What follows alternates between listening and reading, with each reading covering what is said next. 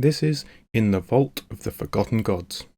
It is with trembling hand and a heart racked by the horror of the unknown that I pen this accursed tale, lest the unspeakable truths I have stumbled upon forever consume my sanity. My name is Edward Alden, and I was once an aspiring archaeologist, seeking to unravel the mysteries of the ancient world. Little did I know that my pursuit of knowledge would lead me to an encounter with cosmic entities far beyond human comprehension. My dear friend and mentor, Professor Nathaniel Clark, had long been obsessed with the myths surrounding a fabled temple deep in the heart of a forbidden jungle. Legends whispered of a structure that predated the oldest known civilizations, a place where mortals once paid homage to forgotten deities. Despite dire warnings from the locals, we were determined to discover the truth buried beneath the veil of time. On the eve of our expedition, a sense of foreboding surrounded us, as though unseen eyes observed our every move. Yet the allure of the unknown proved irresistible. Armed with our meagre equipment, we ventured into the dense foliage, where even daylight struggled to penetrate.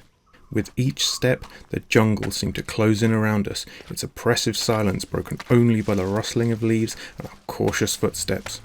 As we delved deeper, the air thickened with an otherworldly humidity, and an aura of decay clung to everything around us.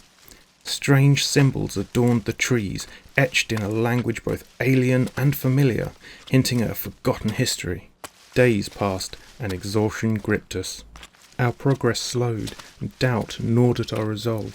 Finally, on the fourth day, we beheld a sight that defied all reason, an ancient temple of cyclopean proportions carved from massive stone blocks. The mere sight of it sent shivers down our spines, for it was unlike any architectural styles known to man. Entranced by the promise of uncovering untold knowledge, we proceeded with caution, mindful of the ancient traps that guarded such hallowed places. Carvings on the walls depicted grotesque and incomprehensible beings, their forms shifting and undulating as if they were entities beyond the dimensions we perceived. At the heart of the temple lay an enormous chamber, and there, bathed in an ethereal, pulsating glow, we discovered an altar, ornate and dreadful. On it rested a forbidden tome, adorned with symbols that danced and writhed before our very eyes.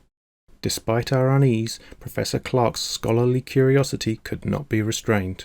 With trembling hands, he opened the eldritch book and began to read its maddening contents. His eyes widened, and I could see a mix of wonder and terror consuming him.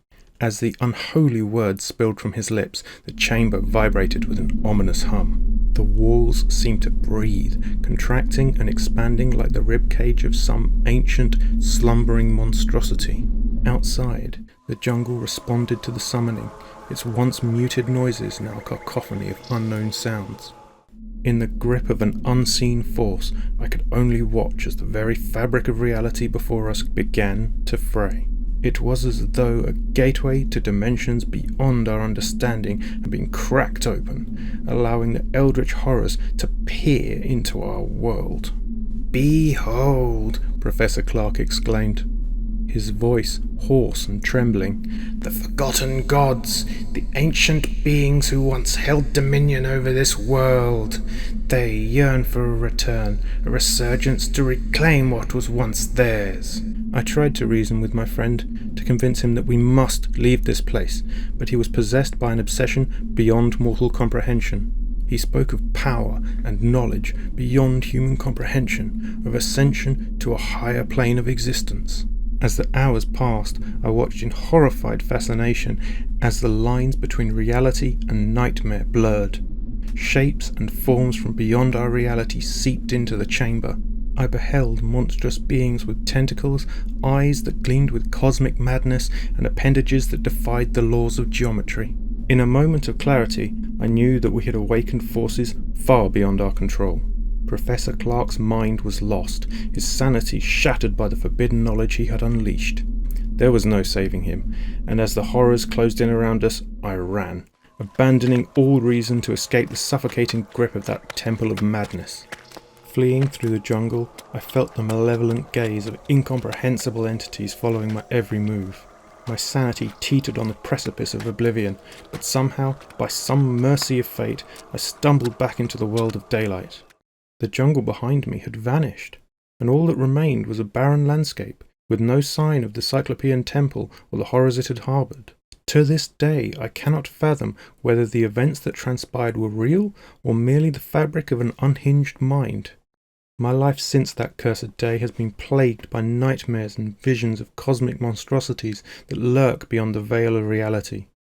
I pen this account as a warning to any who dare to delve into the mysteries that lie dormant, for there are ancient beings that seek to reclaim the world they once ruled.